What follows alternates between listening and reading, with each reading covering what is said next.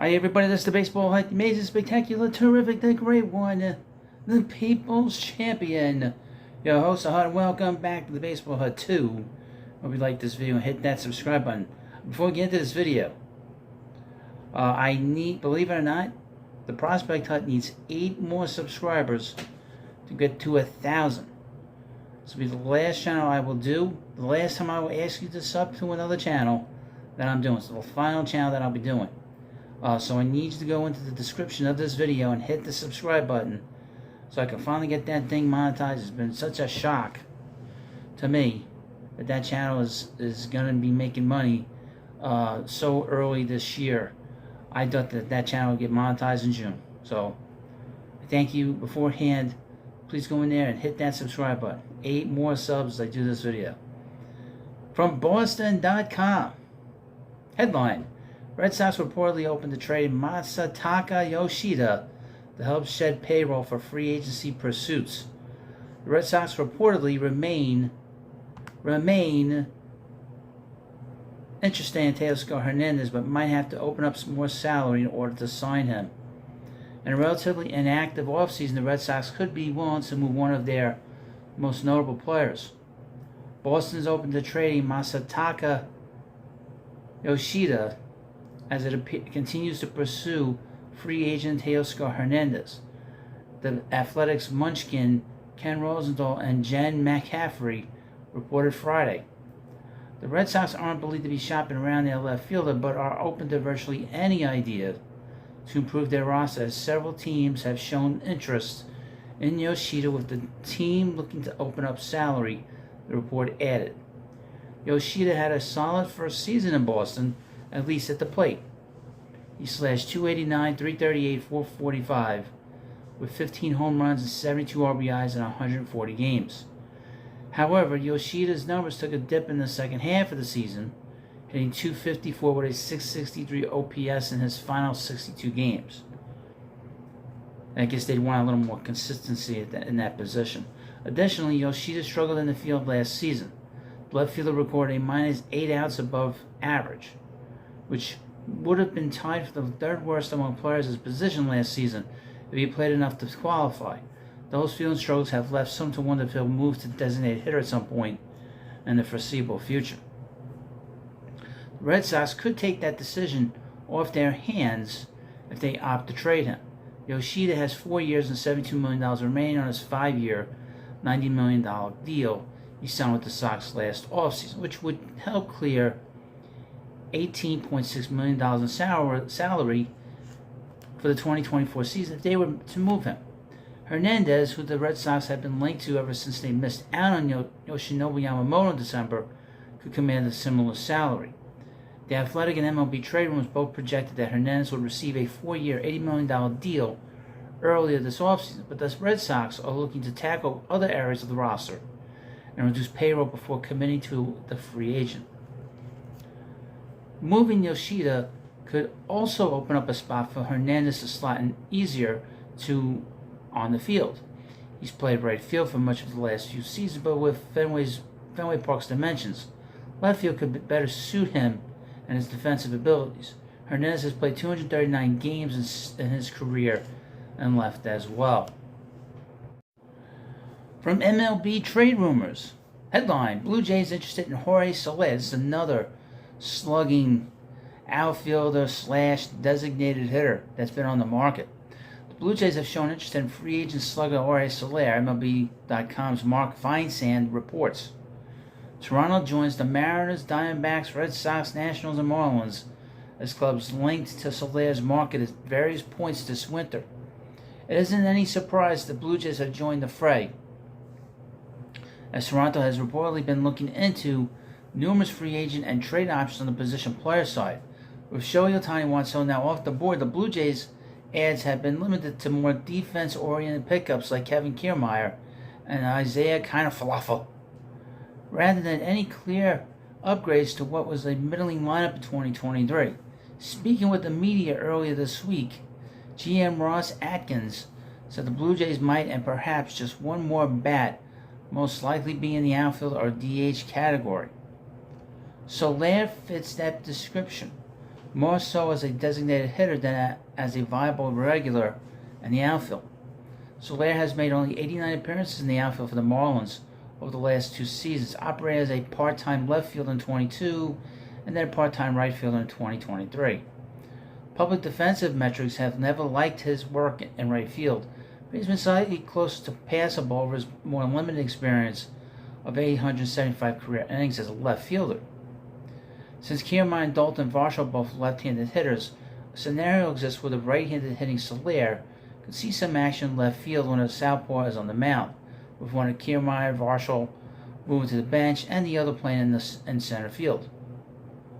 As much as the Jays have prioritized defense over the last year, if Soler could match his 2022 left field numbers with his strong offensive numbers from 23, that's probably a trade-off the Blue Jays would be happy to accept, especially since Soler would still be spending more of his time as a designated hitter. Soler hit .250 with a .512 slugging percentage with 36 homers over 508 appearances for Miami last season. It was good enough year for Soler to exercise the opt-out clause in his deal, as he chose free agency and the promise of a larger contract over the 1 year, $13 million remaining on his Marlins contract.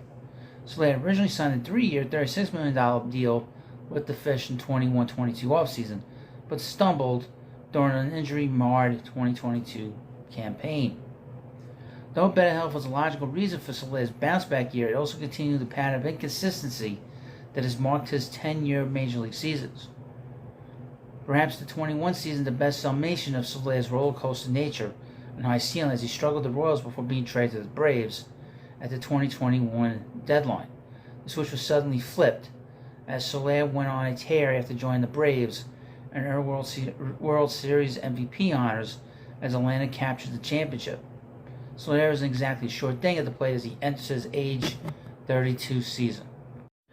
And finally in this video, CamdenChat.com. This is about the Orioles. Headline, Saturday bird droppings. This is how they say it. Waiting out the trade market. Let's see what they have to say. Good morning, Birdland. Trades are happening. The Mariners sent Robbie Ray to the Giants in exchange for Mitch Haniger and Anthony DeSclafani. The Rays added Towson University product Richie Palacios from the Cardinals in a deal for reliever Andrew Kittredge. And then the M's and Rays got together by swapping Jose Cabrera and Luke Raley. To this point, the Orioles have largely been the Squidward of the offseason, watching a league full of sponge. I don't even know any of these references. Let's skip. There's no, you gotta use baby references in your writing, there's a problem. There is no official deadline on when the Orioles need to have a trade done. This could bleed into spring training, and I'm not sure Mike Elias really cares. If the team does indeed go to the trade route, the player they acquire will presumably already be on a throwing program with their current squad. There shouldn't be a significant delay in getting ready for the season if they are traded in mid-March rather than mid-January. Elias' top concern seems to be getting appropriate value. Clearly, he doesn't feel like the offers bandied about to this point would provide that. The O's GM has earned the benefit of the doubt when it comes to evaluating talent.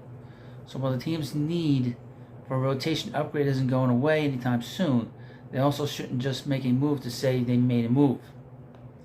For now, Orioles had the upper hand in negotiations with the White Sox or anyone else. Essentially, every significant starting option that was on the trade market at the beginning of the offseason remains on the table now. It's not Dylan Cease or bust. They have options. Ellis is acting as such, which seems prudent, even if he may be somewhat frustrated from a fan perspective to not have roster clarity. That's the thing. You got to understand, with any team, you don't have to make a move right now. And you can go into the season with your team incomplete. That's just how it is. We continue on. Yankees interested in Dylan Cease. All the previous rumors are from MLB trade rumors, and within this article, and all previous rumors are believed to be true. The Orioles continue to be the top suitor for Dylan Cease, but no deal has materialized yet. So, of course, now the Yankees have sincere, quote-unquote, interest out of absolutely nowhere. Perhaps that is true, but it also feels like it causes the case of the White Sox attempt to inflate Cease's potential market in an effort to get the Orioles to blink. To me, Cease is not a pitcher worthy of overpaying for. Submitting some early Orioles prediction. Raj Kupatika. He guesses that the Orioles will not add a pitcher that overtakes Kyle Bradish to top the rotation. Perhaps a more value. I don't think they're going to make this deal. The thing about the Orioles, and you got to understand that if you and I've been doing a lot of videos on the Orioles ownership. Ownership has already said that they're not going to spend a lot of money on free agents. Okay, they don't see he's going to be a free agent in 2 years. They would rather make a deal for a guy that can be there for a year, not have to give up a draft pick for next year or this year, and somebody that can fill out their rotation. That could be a number 3 starter, a guy they don't have to kill themselves with. A guy's going to take 2 or 3 year contract.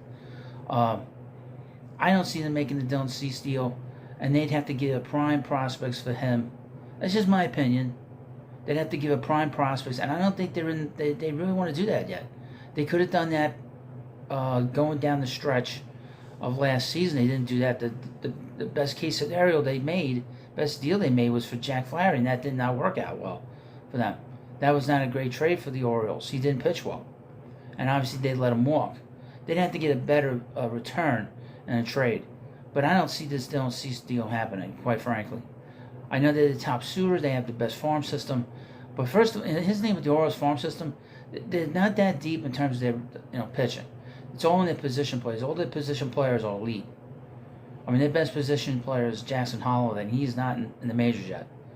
Or he played a little bit last year, but he's got to get his feet wet. His feet's not wet quite yet, but most of their prospects are in the positional realm, especially on the infield. So if anyone's going to get moved to be one of those infield prospects, well, you let me know what you think about this video. And of course, please subscribe to Baseball Hut 2, and I'll see you later.